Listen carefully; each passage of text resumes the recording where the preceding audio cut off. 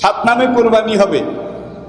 এই সাত শরিকের কোন একজন শরিক তার টাকার মধ্যে একটা পয়সা সুদের অংশ আছে, খুব বুঝবেন। তার 15,000 টাকা 20,000 টাকার মধ্যে একটা পয়সা হয় সুদের আছে, নয় ঘুষের আছে, হারামের আছে, অথবা ইয়াবা ব্যবসার আছে।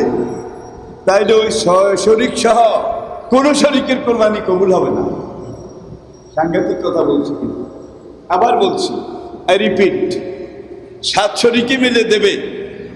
এখানে এক শরিকের টাকার মধ্যে যদি একটা পয়সা সামান্য কিছু সুদের থাকে, ঘুষের থাকে, হারামের অংশ থাকে, তাহলে ওই শরিক সহ কারো কোরবানি কবুল হবে না।